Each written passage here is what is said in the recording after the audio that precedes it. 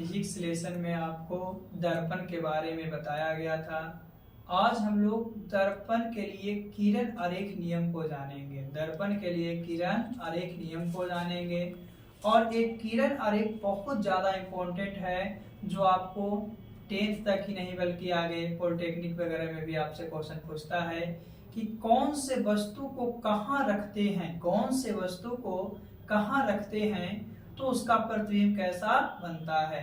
तो सबसे पहले ये तो दर्पण था दो प्रकार का, एक उत्तल और एक अवतल।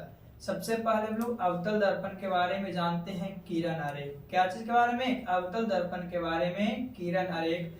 तो देखते हैं ये एक अवतल दर्पण है। क्या है? ये एक अवतल दर्पण है।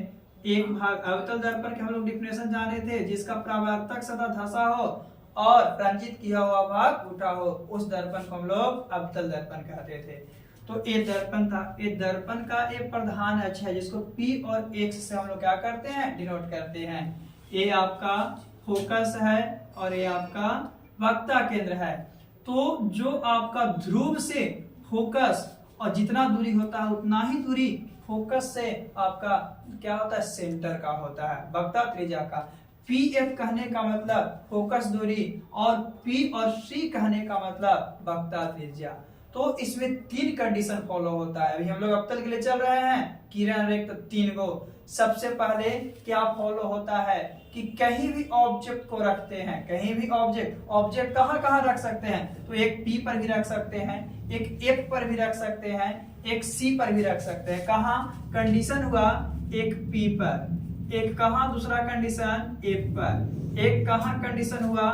C पर, एक कहाँ? और आगे जाइएगा तो एक होगा अनंत पर, एक होगा अनंत पर। और कंडीशन P और F के बीच, P और F के बीच। फिर और क्या कंडीशन आएगा? तो F और C के बीच, F और C के बीच। फिर क्या कंडीशन आएगा कि C और अनंत के बीच। तो कितना कंडीशन बनेगा? 7 कंडीशन, C और अनंत के बीच। अब बताइए 7 कंडीशन बनेगा तो 7 कंडीशन में कहीं भी पूछता है, कभी कहेगा उत्तल दर्पण में बताइए कि P और F के बीच रखेंगे तो उसका प्रतिबिंब कहाँ बनेगा? प्रतिबिंब कहाँ बनेगा? तो कोई कंडीशन के लिए हम लोग 3 को नियम को फॉलो करेंगे। कितने नियम? 3। पहला, कहीं भी ऑब्जेक्ट रखे उससे कोई मतलब नहीं है, वो प्रधान है। तो प्रधान PX है तो PX के समानांतर जाएगा। जैसे कि यहाँ पे रख रहे हैं, कहाँ रख रहे हैं? यहाँ रख रहे हैं। तो यहां से रखेंगे तो क्या होगा? ये समानांतर जाएगा तो कहां? दर्पण के पास जाएगा। समानांतर जितना ये डिस्टेंस है वो डिस्टेंस है ना। समानांतर जाने के बाद जब भी वो गुजरेगा तो आपका फोकस से गुजरेगा। फोकस कहां है? यहाँ। तो फोकस से गुजर गया तो इस तरह से गुजरा कि नहीं गुजरा? तो पहला कंडीशन क्या था कि कहीं भी ऑब्जेक्ट को रखते हैं तो समानांतर जाएगा। क्या यहाँ रखें तो ये समानांतर गया ना। अब समानांतर है कहां? C और अनंत के बीच रखें। कहां? C और अनंत के बीच। सबसे पहले प्रधान समानांतर जाएगा। दूसरा क्या है कि कहीं भी जाएगा तो फोकस से गुजरेगा, गुजर गया। तीसरा कंडीशन है कि जो ऑब्जेक्ट है वो आपका वक्ता केंद्र से गुजरेगा। तो ये वक्ता केंद्र, ये आपका वस्तु है तो वस्तु कहां से? C से गुजरेगा। तो बताइए ये जो कट गया कहां? यहाँ कट गया। कहां कट गया? यहाँ कट गया। तो बताइए जब C और अनंत के बीच रखें तो प्रतिबिंब कहां? C और F के बीच बन गया। कहां बन गया? C और F के बीच। वस्तु ऊपर की ओर था, ये बना कहां? नीचे की ओर, यानी कि क्या? उल्टा। रियल में नजर आ रहा है तो क्या बन गया? वास्तविक बन गया। क्या बन गया? वास्तविक बन गया। तो और क्या है? वस्तु से छोटा बन गया। वस्तु से क्या बन गया? छोटा बन गया। तो कहने का मतलब जब हम लोग क्वेश्चन पूछा C और अनंत के बीच रखेंगे तो पहला क्या बनेगा? पहला कंडीशन आएगा कि C और अनंत के बीच। C और किसके बीच? अनंत के बीच बनेगा।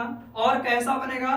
तो वास्तविक बनेगा। कैसा बनेगा? वास्तविक। और वास्तविक के साथ साथ क्या बनेगा? उल्टा बनेगा। उल्टा के साथ साथ उल्टा है और छोटा भी है। और क्या है? छोटा है। तो क्वेश्चन ऐसे पूछेगा कि जब अवतल दर्पण में वस्तु को C और F के बीच रखते हैं, सॉरी C और अनंत के बीच रखते हैं, उसका प्रतिबिंब कहाँ बनेगा? तो C और F के बीच रखेंगे तो कहाँ? सॉरी C और अनंत के बीच, तो C और F के बीच वस्तु से उल्टा, वास्तविक और वस्तु से छोटा बनेगा। तो कितने नियम फॉलो किए? 3 नियम। कितने नियम? 3। पहला, कहीं भी रखेंगे तो आपको क्या जाएगा? फोकस से, सॉरी समानांतर जाएगा। कहां जाएगा? समानांतर। दूसरा, वो फोकस से गुजरेगा। तीसरा आपका C से गुजरेगा। उसके बाद देख कर बताएंगे कि कहां पे रख रहे हैं तो उसका प्रतिबिंब कहां बन रहा है। चलिए अभी हम लोग दूसरे फिगर में चलते हैं। थोड़ा सा दूसरा फिगर देखिए कि कौन सा फिगर कहाँ होता है। इस फिगर में हम लोग देखे थे किसके बीच, सी और अनंत के बीच। अगले फिगर में कहीं भी ले सकते हैं, जैसे कि हम लोग अभी इसके बीच नहीं, सी पर भी ले सकते हैं, एफ पर भी ले सकते हैं, सी और एफ के बीच भी ले सकते हैं, पी और एफ के बीच भी ले सकते हैं, क्योंकि हम आपको 7 कंडीशन बताए। कितना कंडीशन, 7 कंडीशन। जब 7 कंडीशन बताए हैं तो उसमें एक कंडीशन हम लोग देखेंगे कहाँ रखे हैं। दूसरे कंडीशन एक और कोई क्वेश्चन देखते हैं, जैसे कि क्वेश्चन पूछा कि अवतल दर्पण में सी और एफ के बीच रखेंगे, कहाँ रखेंगे, सी और एफ के बीच। बताइए जब सी और एफ के बीच रखेंगे तो सबसे पहले अवतल दर्पण बनाएंगे। क्या बनाएंगे, अवतल दर्पण। देखिए अवतल दर्पण बना दिए, क्या ये तो रंजित किया हुआ भाग है ना। उसी तरह से ए आपका पी, यहाँ एफ, यहाँ सी और एक्स, कहाँ रखना है, एफ और सी के बीच। अब बताइए यहाँ रख दिए कि नहीं रख दिए, रख दिए। तो सबसे पहला नियम कौन सा था जी, कि दर्पण क्या समानांतर जाएगा, प्रधान अक्ष दर्पण की ओर गया, यहाँ जाने के बाद कहाँ गुजरेगा, एफ से गुजरेगा, एफ से गुजर गया।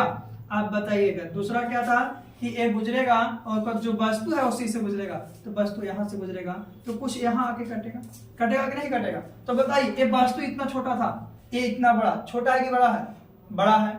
आगे ये ऊपर की ओर था नीचे में है, तो क्या उल्टा हो गया, क्या बड़ा हो गया, उल्टा हो गया, रियल में कट गया तो वास्तविक में कहाँ कटा, तो सी और अनंत के बीच। कहाँ कहाँ रखे थे दोस्त, तो सी और एफ के बीच रखे थे, यानी कि सी और एफ के बीच रखते हैं, सी और एफ के बीच रखते हैं तो कहाँ बनता है, तो सी और अनंत के बीच। इसका इमेज कहाँ बनेगा, इमेज जो होगा आपका प्रतिबिंब जो होगा कहाँ, सी और अनंत के बीच बनेगा, वास्तविक बनेगा। क्या बनेगा, वास्तविक बनेगा। और वास्तविक के साथ साथ बड़ा बनेगा, और क्या बनेगा, उल्टा बनेगा। तो इस तरह से किरण हर एक नियम जो होता है आपको कभी कभी 6 नंबर में पूछता है, कभी 2 नंबर, कभी ऑब्जेक्टिव पूछता है कि पी और एफ के बीच रखेंगे तो कहाँ बनेगा। तो हम लोग पी और एफ के बीच रखेंगे तो बना के देख लेंगे कहाँ बन रहा है ना। तो इस तरह से आपका कभी 6 नंबर में, कभी 5 नंबर में, कभी 2 नंबर में पूछता है। लेकिन हम लोग कितने नियम को फॉलो करें, कहीं रखा तो उसको कोई मतलब नहीं है। 3 नियम, पहला पैरेलल जाएगा, दूसरा आपका फोकस नहीं गुजरेगा, और तीसरा जो है आपका